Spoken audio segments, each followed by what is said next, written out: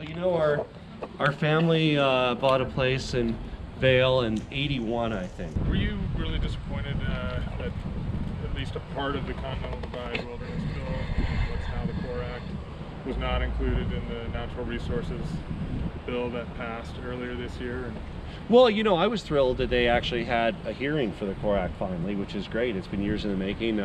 Our own Director of Natural Resources, Dan Gibbs, was the witness at the hearing federally. That's really the first step, and it's really gaining a lot more support every day. We brought it up today in our discussions here at the governor's, and I think the tie-in to the renewed interest in celebrating our World War II heroes. We just observed the 75th anniversary of D-Day in Normandy. Congressman Perlmutter and Crow attended that along with President Trump, and really celebrating our living military legacy here in Eagle County as well by establishing the nation's very first National Historic Landscape at Camp Hale. Do you think Senator Gardner could have done a little more to get part of that passed? We'd love to see him play more of a role in helping to pass the Core Act, and I think it's really, you know, we really need to speak with one voice in Eagle County and Summit County, which is sort of how strong support is from the business community, from residents, from the ski industry, really from so many stakeholders around the Core Act and preserving not only our military legacy, but also some of our great recreational areas. Sure. You know, with this entire valley surrounded by public lands, it really kind of restricts and limits the amount of private land there is to develop housing. Rob Katz just talked about that. It's a critical issue, workforce and workforce housing. There are some folks who say there should not be a lot of workforce or middle-income housing built closer into resorts, that it should be pushed down valley, as we say. And other people say that's bad for traffic, sprawl, climate change. What's your thought on that? Should there be, as somebody, a Vail homeowner, should there be more close-in workforce housing? Well, I think what everybody agrees on is we absolutely need more housing for the workforce. And so a lot of these things are local decisions. What we're focused on from the state perspective is how can we partner with state-owned lands. So we're working on a comprehensive inventory of state-owned lands, whether it's STDOT, State Land Board, and how we can better partner with communities. Just as I did federally with Lake Hill and Summit County when I was a congressman, we're looking at partnering with communities around our inventory of state lands to provide additional opportunities for affordable workforce housing. Do you think that NIMBYism was one of the biggest hurdles to maybe getting it stuff built? No, the biggest hurdle is cost and the Right. value of land. So it's really just a question of where we can partner with communities. There has to be the community will there. That's a very local discussion, as you indicated. It's really up to communities how they want to zone and what they want to accomplish. But the high cost of land is the single biggest impediment. Sure. We heard Rob Katz just talk about I-70 and the need to make sure that that's continually invested in. There was some significant money that the legislature came up with in the budget, and there could be more with 1257 and 1258 if those are approved by voters. But do you think it's time for a bigger, broader vote? We haven't raised the gas tax since the early 90s. Is it time to either raise the gas tax, ask the people to either raise the gas tax or some other funding fix? And then also, do you think it's maybe time to start discussing limiting truck traffic during peak ski weekends? Well, we've always been open to the discussion about limiting truck traffic during peak hours. With regard to how to fund our roads, the voters recently turned down two proposals last year, one that would have bonded without revenue, one that would have used this increased sales tax.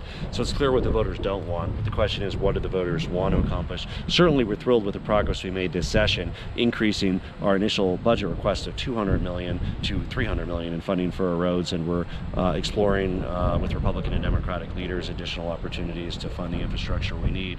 We're starting with a 64 county listening plan with our Colorado Department of Transportation Executive Director Shoshana Liu to really get a new sense of what we need for not only where Colorado is today, but where we're going to be in 5 years and 10 years. Sure. I mean, CDOT says that they are hundreds of millions short of what they'd really like to do to fix I-70. So we shouldn't look for anything on the ballot this year, but do you Well, think, again, next year? well, we're doing what we can with what we have. I think two measures I would point to that will help on Highway 70.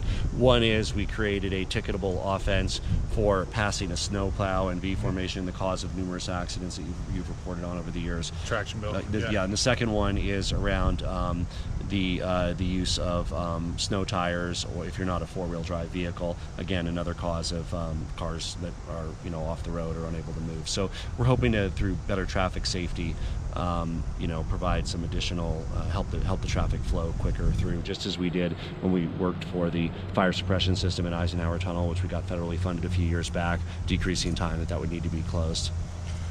And then another huge issue, these are all hitting the local issues that a lot of people really care about up here, but one of the biggest ones, and you did a lot in this last legislative session to address, was the cost of health care. The cost of health. People on the individual market like me, small businesses are literally getting crushed, having to make decisions between mortgages, reinvesting in their companies. That suite of bills, reinsurance, we know the list. Is there only so much, though, that the state can do up to a point? Do the feds really need to step in here? Like on so many things, our role as a state and as governor with our Republicans and Democrats in our legislature is to do all we can with what we have. So, and that means, of course, when we're dealing with our public lands, partnering with Forest Service, partnering with BLM, of course, understanding that ultimately they're property of the federal government. With healthcare, we can do a lot, and so we expect that rates in the individual market in Eagle County will be reduced 20 to 30% next year. In Summit County, even more, because of their efforts with the collective that are now being replicated here in Eagle County by a group that's working on establishing an Eagle County collective, and we're looking at also driving out statewide. You do foresee that big of a reduction in November? The rates in the individual market in Eagle County should be reduced 20 to 30%. Okay. Shifting gears off local issues, I'm wondering what you think about the sort of recent ascendancy of Mayor Pete Buttigieg's campaign, the mayor of South Bend. We had some somewhat ugly incident here in Eagle last year.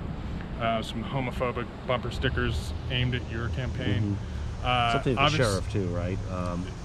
Was there something aimed at the sheriff too, or was that in Summit?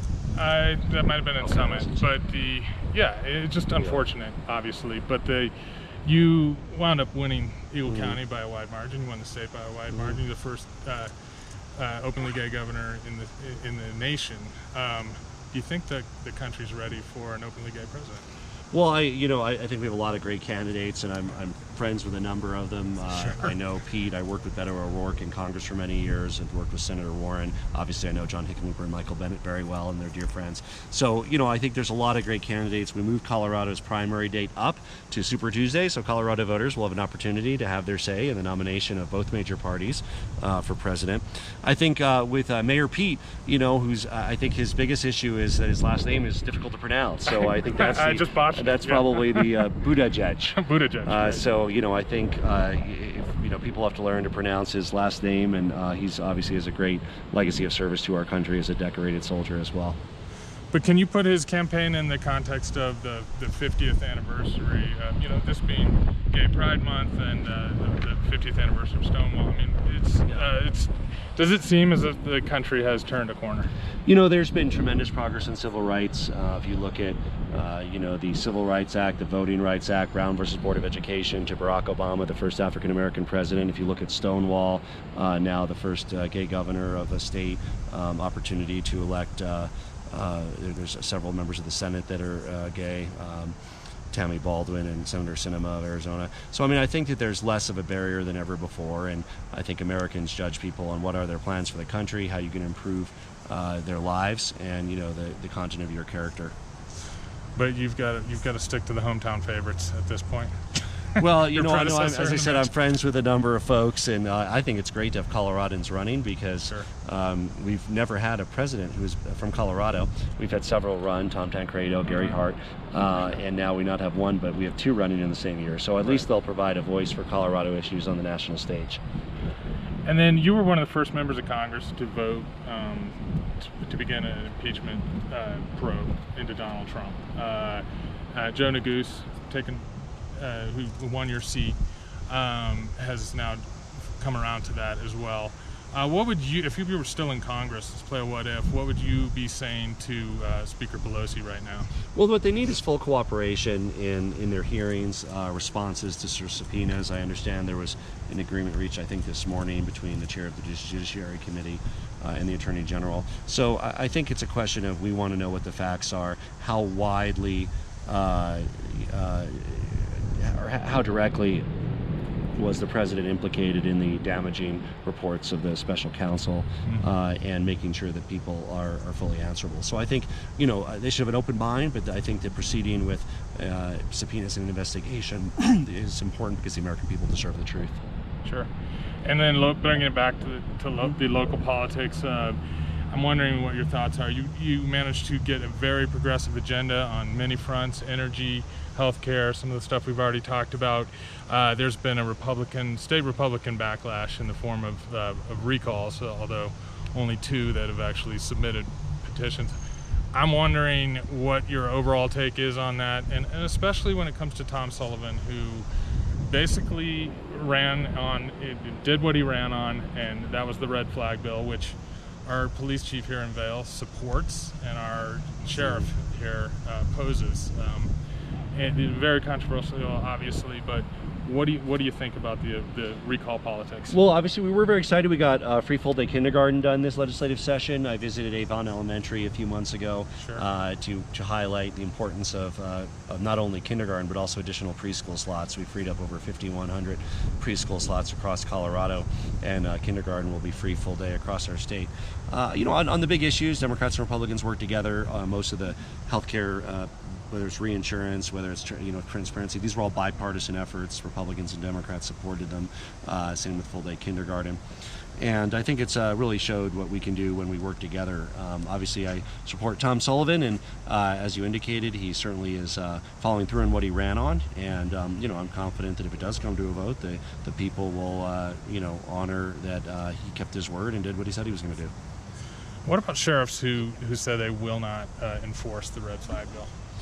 Which is not the case here locally, by the way. But yeah. There are. Well, I mean, there's a lot of laws on the books. I mean, and obviously we trust our law enforcement professionals to do their job and without prejudice. And if they want to, become lawmakers, they're welcome to run for other offices. But as professional sheriffs and law enforcement officials, I'm highly confident in their ability to do their job well.